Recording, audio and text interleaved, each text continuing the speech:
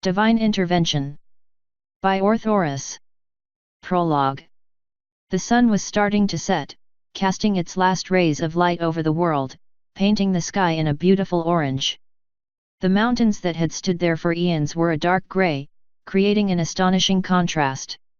Inside one of them, a massive cave system riddled the interior like a giant ant farm. So massive in fact, the mountain was almost hollow. Tunnels connected caves of all shapes and sizes, creating a maze of natural stone. But if one were to look closer, he would notice that those hallways weren't natural at all. All the walls and floors were smooth, looking as if someone sandpapered them to perfection, not a single jagged rock to be found. But this wasn't the only unnatural occurrence in there. Every bit of surface was covered in glowing runes. Some of them stayed where they were, others slowly moving in circles, or traveling along set paths every imaginable direction. To the uninformed spectator it looked like pure chaos, but every rune was placed perfectly. In one of the smaller caves near the top of the mountain, Atlas was peacefully slumbering on a makeshift bed, which was the only piece of furniture present in the small space. The runes around him gave off a steady hum, which he had long gotten used to. A small tremor shook the cavern and Atlas awoke from his comatose state, almost immediately dismissing the shaking as one of the smaller earthquakes, which were in no way unusual when one was living in a mountain. After all, a lot of mountains were directly atop of a fault line. However, he was jolted completely awake as a multi-hued blur literally tore a hole straight through the mountain, and more importantly, the cave he was sleeping in. Atlas was thrown across the entirety of his cave together with his bed, only to crash violently into the adjacent wall. All around him rubble fell to the ground, almost burying him alive. He coughed and stood back up from his prone position on the floor, shoving the bed, which had landed right on top of him, to the side with a burst of magical energy. For a moment all was quiet with Atlas just sitting there, attentively watching the runes on the wall next to him. It started off as a slight flicker, but eventually he had to watch them slowly sputtering out of existence. The giant hole in both cave walls must have disrupted the flow of magic he so carefully set up over the last millennium. With a huge sigh, he watched as his work slowly unraveled into nothingness, unable to do anything. What the actual fuck just happened? He asked no one in particular. Once the familiar purple glow all around him had vanished, rage evident in his voice. He started to get up, intent on finding out just what decided to ruin everything. Finding whatever had the nerve to destroy his work, and adequately punishing it had now become his top priority. The possibility of one of the local tatzelworms being the culprit was ruled out almost immediately, because some of the runes were there to keep them well away from his work. Dusting himself off, he went to where whoever was responsible exited his mountain. The gaping hole in the wall was jagged on all sides, providing a stark contrast to the smoothness he got used to, and revealed the sun going down over the horizon, far off in the distance. Atlas furrowed his brow and, after hopping up and inside the hole, started walking towards the edge of the mountain. As soon as he emerged, he had to shield his eyes.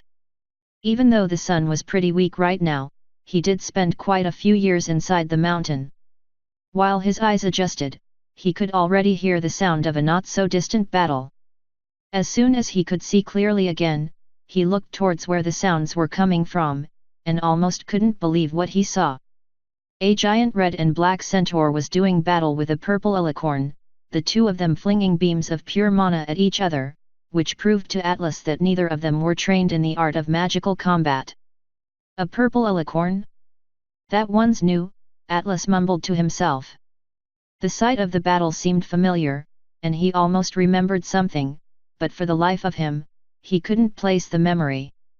He watched them, shooting their inefficient laser beams at each other for a while, pondering if he should help the alicorn out or not. Nah, let her deal with it, not my problem, Atlas said after a while. After all, they just ruined his life's work, so he didn't care if one of them lost their life while battling each other. Damage assessment was more important right now. Let's just hope my failsafes held up. Celestia was in Twilight's newly formed castle. The white alicorn with a tricolored mane was taking in every detail of the room she was currently in. She was so proud of her student's newest achievement, defeating Tyrek, an old foe from times past. Of course, she didn't do this on her own, her friends being just as instrumental to their victory as Twilight herself. Using the elements of harmony, they once again imprisoned Tyrek in Tartarus, and returned all the magic he had stolen to its rightful owners. Surprisingly, it was all thanks to Discord, the Draken Equus having provided the last key needed to open the box of harmony. He truly seemed reformed now, having finally accepted true friendship into his heart. He even presented Celestia with some beautiful flowers, in an oddly genuine attempt to apologize. Half the citizens of Ponyville were currently roaming the castle's halls, wondering about the newest addition to their small town, which made moving around a tad more difficult for Celestia. Usually, ponies tended to give her a lot of space wherever she went. It had become some sort of an unspoken rule, which a few of the Ponyville residents happily ignored, much to her joy. She talked to Mayor Mare, her good old friend the doctor, and even to the kinda ditzy local male mare. It took her quite some time, but eventually she reached her destination, which was the supposed throne room of the castle. Twilight and her friends stood in front of 6 crystalline mini thrones arranged in a circle around a table, each of them displaying the cutie mark of one of the elements. 3 pink butterflies, belonging to the element of kindness, Fluttershy. The Pegasus coat was a vibrant yellow and her mane pink, building a stark contrast. True to her name, the mare stood slightly behind her friends, looking like she was a bit overwhelmed with all that was going on around her. A tricolored lightning bolt coming out of a cloud, belonging to the element of loyalty, Rainbow Dash. The mare, also a Pegasus, hovered slightly above the ground. She was quite the athlete and preferred her gift of flight over walking. Her coat was a deep blue, and her mane multicolored, like a rainbow. 3 blue gems, belonging to the element of generosity, rarity. She was a unicorn with a pristine white coat, and a royal purple mane which was styled to perfection, even after a hard-fought battle. The mare was actually quite a renowned fashion pony, excelling in creating garments for all kinds of ponies. 3 delicious-looking red apples, belonging to the element of honesty, Applejack. An earth pony apple farmer. Having an orange coat and sporting a brown Stetson on her blonde mane, she stood right next to Rarity, nodding along as the fashionista talked about how beautiful the castle was. 3 balloons, 2 blue, 1 yellow, belonging to the element of laughter, Pinkie Pie. The earth pony was the pinkest thing Celestia had ever seen in all her hundreds of years of existence. Her coat was a bright lively pink, her mane also pink, albeit a bit darker. The mare seemed to, once again, break physics wherever she went. Darting from one place to the other, sometimes appearing from seemingly impossible places, and even going so far as to be leaving after images in her wake. And finally a purple star, surrounded by 5 smaller, white stars, the element of magic, Twilight Sparkle. The unicorn-turned-alicorn was Celestia's most prized student. She had a lavender coat and a purple mane, 2 pink highlights running along the middle. Celestia took Twilight under her tutelage when she was a little filly. On the day Twilight took the exam to enter Princess Celestia's school for gifted unicorns, she had a magical surge, turning the present examiners, as well as her parents, into potted plants. It was so powerful that Celestia herself had to step in and stop the little filly.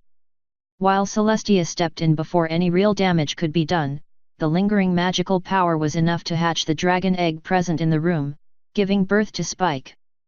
The little purple and green dragon had become her assistant since then, always helping her as well as he could. Celestia had educated and guided Twilight in her studies, almost caring for her as if she were her daughter. She watched as Twilight went to Ponyville to learn about friendship, still guiding her from behind the scenes, without her noticing, of course. She watched as Twilight and her friends overcame many obstacles and grew as friends, all leading up to today's events.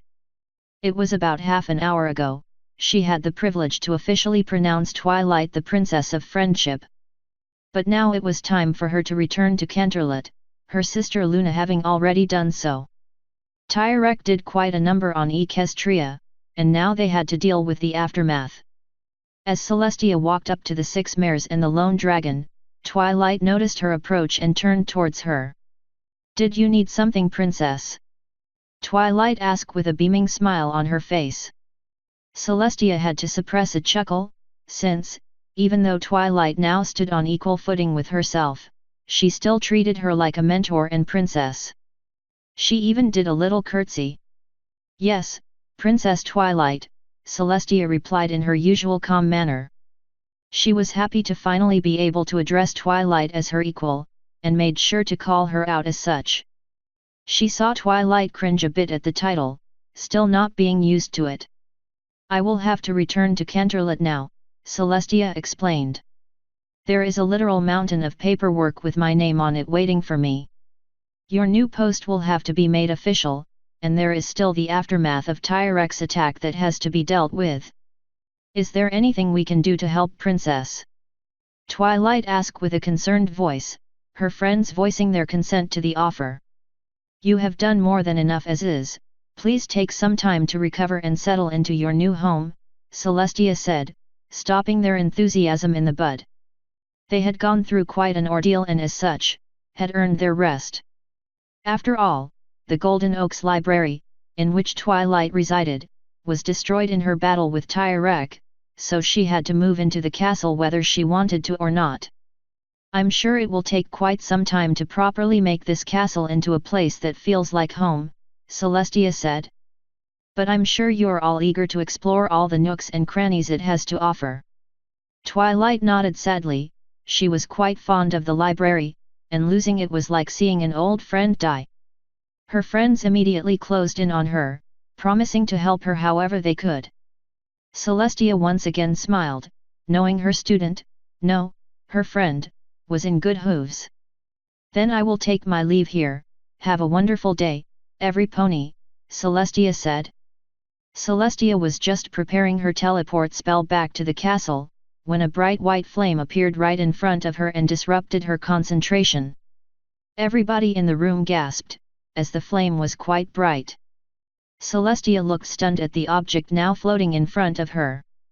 A pure white scroll. Where usually the wax was used to hold the scroll rolled up, there was a purple glowing runic circle, that slowly rotated in place. Every single eye in the room was on the floating scroll, since nobody had ever seen something quite like that. While Spike was able to send Celestia scrolls in a similar fashion by using his magic fire, this seemed different. It also didn't help that the scroll was practically glowing with energy. Twilight spotted the runic circle and Celestia could see a spark of hunger light up in her eyes, since Twilight was a sucker for everything even remotely related to magic. Runes being a dead magical art, only told about in tales and very, very old history books, was sure to garner a reaction out of her. Is that? Are those runes? Twilight zipped up next to Celestia, eager to learn something new. "Can I take a look at it?" Twilight looked up at Celestia, puppy eyes armed and dangerous. Unfortunately for her, Celestia had grown immune a long time ago. "I'm afraid not," Twilight's ears fell. "This is a letter from an old friend of mine, and when he sends me one, they are typically quite urgent, so it would be wise to respond right away." Celestia glanced down at her disappointed friend. "That said, you'll probably meet him soon, and there is no better pony to ask about runes than the one who invented them, right?" Celestia watched with a smirk as her student's jaw dropped, an incredulous look on her face. Ignoring her for now, Celestia tapped her horn on the runes. The circle started to expand, reacting to her presence. Shortly after, it disappeared with a flash, the scroll unfurling before her. Inside were more runes, preventing anyone but the intended recipient from reading what was written in green ink. "Celestia, we need to talk. I will come to you tomorrow morning. Make sure the purple alicorn is with you. Also, send the scroll back with a suitable meeting place, as I have no idea where you currently live. Signed, Atlas." Celestia smiled at the written words. Atlas apparently didn't change at all, since she last saw him. Straight to the point, like always. She once again touched the parchment with her horn, a few runes lighting up. Canterlot Castle, Throne Room. As she spoke those words, they were magically written down. She drew her horn back, causing the scroll to roll back up and incinerate itself with the same white flame in which it arrived. She turned once again to Twilight and her friends, intending to follow Atlas's instructions, even if she had no idea what for, or how he knew Twilight. I would like to invite all of you to Canterlot Castle, as my old friend would like to meet with Twilight, and I'm sure he would like to see the rest of the elements as well. Twilight was just about to respond in the affirmative, as a faint boom was heard in the distance. A magical shock wave washed over all of them, surprising every pony and causing them to look around trying to locate its source. Celestia recognized it for what it was, Atlas's signature spell. She smiled, eagerly anticipating seeing Atlas again. After all, it was over 1,000 years ago that he disappeared without a trace. And now, he was finally back. Celestia looked at the ponies gathered in the throne room of Canterlot Castle. While Atlas had technically only asked for Princess Twilight to be present in his letter, she thought it prudent to extend the invitation to the rest of the elements of harmony as well. As such, aside from the usual guards, 6 mares sat at the bottom of the stairs leading up to the throne, excitedly chatting amongst themselves. Spike had decided to stay behind to mind the newly formed castle, trying to familiarize himself with its layout. On the outside, Celestia appeared to be as calm as she always was, but on the inside, she was quite anxious. While Atlas may not have looked the part last time she'd seen him, he was technically her senior by a good amount of years. She had done quite a few things he had specifically told her not to do in his absence, which would no doubt make him mad at her once he found out.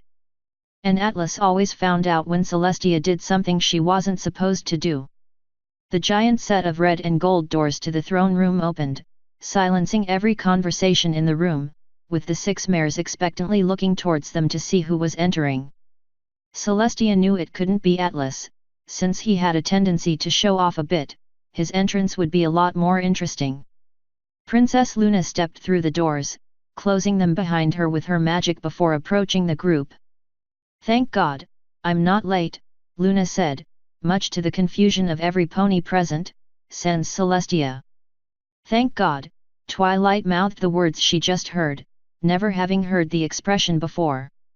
"Your questions will have to wait, Twilight," Celestia said, knowing full well that if she allowed Twilight to start asking questions now, there would be no end to it. "Yes, Princess," Twilight said politely, indicating a slight bow with her head. "You are a princess as well, Twilight Sparkle," Luna reminded her as she passed the group of friends, ascending the stairs towards her throne. "You should join us at your rightful place." "Thank you, but I'd rather stay down here with my friends," Twilight replied with a smile, receiving thankful approvals from the mares gathered around her. "As you wish," Luna responded before turning towards Celestia. "Any news yet?" "Not yet, although I imagine the time draws near," Celestia said, looking out one of the huge windows. "It should only be a matter of minutes now." Just as she finished her sentence, a familiar white flame erupted in midair before her, blinding every pony present and leaving behind a pure white scroll in its wake. Celestia smiled at the coincidence, while the girls at the bottom once again went silent in expectation. Celestia and Luna shared a knowing look before Celestia touched the small runic circle that held the scroll together with her horn, causing it to unfurl. Instead of the expected words, a drawing of a single, rather complex-looking runic array greeted her. She was fairly certain that Atlas wanted her to draw the circle somewhere, but she didn't really feel up to the task. It was entirely possible that this was a test and she didn't want to disappoint. "Luna? Would you like to do the honors?" Celestia asked, showing her sister the letter. "You were always more talented in the runic arts." "With pleasure," Luna exclaimed happily. She took the scroll from Celestia's magical grip and scanned the array drawn on it. Excitement started to spread inside her as she saw quite a few runes she'd never seen before, meaning Atlas had made quite a bit of progress in the field. Not wasting any time, Luna simply magically pushed away the heavy red carpet leading to the throne, freeing up some space in the center of the room and jostling the 6 mares seated on it in the process. Disregarding their protests, she started magically carving the runes directly into the floor, much to her sister's chagrin. While Celestia didn't approve of her methods, she wouldn't reprimand her now. Every pony present watched curiously as Luna worked on the array, first and foremost Twilight, who was currently straining her neck trying to get a better look, seemingly forgetting that she now possessed wings, which would allow her to fly. Luna completed her task in short order, before starting to pump magic into it as soon as she was sure everything was where it should be. The array started to glow a soft blue before pulsing once, signaling that it was ready. Twilight was just about to ask a question about it when she was once again cut off, this time by a quiet popping noise and the sudden appearance of Atlas. Celestia smiled when she saw that Atlas hadn't changed at all from when she last saw him, while Luna almost couldn't contain herself in her seat from the excitement. He still sported that same old grey coat, his mane was messy and unkempt, as always, and his flank was decorated by a weird creature that was called a Titan, according to Atlas. Atlas took in the room he found himself in, doing a full 360 and decidedly ignoring all the stares he was receiving. After he was satisfied with the evaluation of his surroundings, he approached the thrones and the mares in front of it. He sat down at a respectable distance and for the first time since appearing, acknowledged the presence of other ponies. "Your ceiling is way too high," Atlas announced. "So much wasted space." Twilight and her friends, as well as every guard within earshot, couldn't believe what they just heard. They knew that Atlas was important in some way or another, but to address the princesses so rudely without even providing the basic courtesy of saying hello dumbfounded them all. "Well, it is supposed to uphold appearances, rather than being functional," Celestia replied calmly, gesturing towards the entirety of the needlessly large room. Atlas looked towards Luna and saw how on the edge of her seat she was, breathing a deep sigh. "I know you want to do it, so why don't we just get it out of the way?" With his words he spread his forelegs wide, as if anticipating to catch something. Before any pony could question his behavior, he was barreled over by a blue blur. Luna had jumped into the hug a little too enthusiastically, sending Atlas and herself sprawling across the floor. "I missed you so much, Daddy!" Luna exclaimed happily, snuggling up to the grey unicorn who wasn't fazed in the slightest. Yes, yes. I missed you too, Luna," Atlas replied, a smile spreading on his face as he patted Luna's back. 1,000 years is a long time to be gone after all. By now, Luna's words had registered with every pony, causing several jaws to hit the floor. "You as well, Celestia," Atlas said from his prone position. "It's nice to see you've managed without me. You've done well." By now, no pony knew what was going on, looking towards their princess for confirmation. Princess Celestia had always been their steadfast rock to hold onto when they didn't know what to do, and now, once again, they relied on her to explain the current situation. "Thank you, and it is nice to see you as well," Celestia said, adopting a mischievous smile after taking in the room's general expression. Father. Author's note. Attentive readers may have noticed that this prologue seems vaguely familiar. It's mostly the same as you've already read on DE&DI, albeit with a few small changes. We've arrived at the present and are getting ready for that final showdown? Are you ready? I'm sure not. Let's see what happens next, shall we? Once again, thanks to my editors Scudalo FTW and Alcatraz, as well as my proofreaders Kilobytes and Soren Mercer. Today's chapter was brought to you by this song. Come join us in the Discord channel. Lonk. Or the official Divine Entertainment Group. Divine Universe. End author's note.